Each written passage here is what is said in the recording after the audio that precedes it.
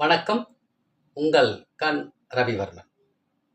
இன்று நாம் பார்க்க போகிறது சோர்வு, அசதி. இது சோர்வும் அசதியும் கிட்டத்தட்ட ஒன்று தான். உடனே நீக்கும் வர்ம தூண்டல். உடனே நீக்கணும்.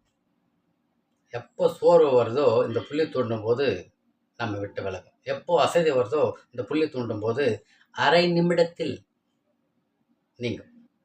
சோர்வுன்னா என்ன? உடலுக்கும் மனதுக்கும் ஒரு ஆற்றல் குறைஞ்சிருக்குன்னு அர்த்தம் இல்லை.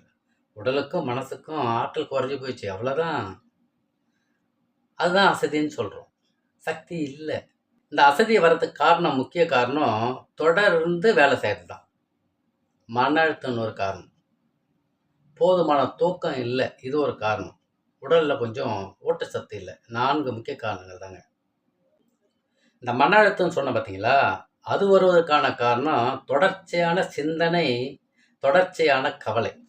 இதனால தான் அந்த அழுத்தம் வருது, அதனால தான் சோர்வு வருது. இதுவும் நாம் தெரிஞ்சுக்கணும். இப்போது நாம் தூண்டுதலை பார்ப்போம். இப்போது கீழ்த்தாடை இருக்குல்ல, கீழ்த்தாடையில் இங்கே சுட்டு வரல வச்சுட்டேன். இப்போ வலது கை சுட்டு வரல வச்சுட்டேன். ஒரு பள்ளம் மாதிரி இருக்குது பாருங்க கீழ்த்தாடையில். இது நடுப்பகுதி, மையப்பகுதி.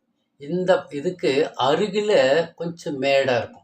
அதே கீழ்த்தாடையில் தான் அருகில் மேடாக இருக்கும். அதே மாதிரி இந்த பக்கம் மேடாக இருக்கும். ரெட்டை வர்மம் அது. இப்போது இந்த 2 இடத்த அந்த புள்ளியை நாம் கண்டுபிடிச்சிட்டோம். அந்த புள்ளிக்கு ஒரு பேர் என்னென்னா முன்னாடி வர்ம அடங்கல் பேருங்குது. இந்த முன்னாடி வர்ம அடங்கலில் இங்கே வச்சுக்கிட்டு நம்ம செய்யக்கூடியது அரை நிமிட பயிற்சி தாங்க. இந்த அரை நிமிட பயிற்சி செய்து காட்டுறேன் பாருங்களா. இப்போது இந்த நடு வரல இங்கே வச்சுட்டேன்னா வச்சுட்டு அப்படியே மற்ற வரல அப்படி குவிச்சு வச்சுட்டு மெதுவாக மேல் தூக்கி அப்படியே இப்படி வரணும். அவ்வளோதாங்க. இங்கே வச்சுட்டு ஒரு அழுத்தம் தரணும். எவ்வளோ தெரியுங்களா? ஒரு 5 எண்ணிக்கை. 1 2 3 4 5ன்னு ஒரு 5 எண்ணிக்கை பண்ணிவிட்டு மற்ற வரலாம் இணைச்சிட்டு மெதுவாக அப்படியே தடவிட்டே போயிட்டு, காது வழியாக போயிட்டு, முகத்துக்கு போயிட்டு, நெத்தி போயிட்டு, மூக்கு வழியாக வந்து மறுபடியும் கீழே அந்த இடத்த வந்து தொட்டணும். இது ஒரு சுற்று.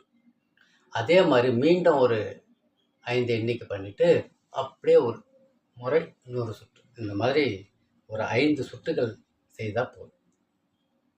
இந்த பயிற்சி செய்வதற்கான நேரம் 1 நிமிடத்துக்குள்ளே குறைவு தான்.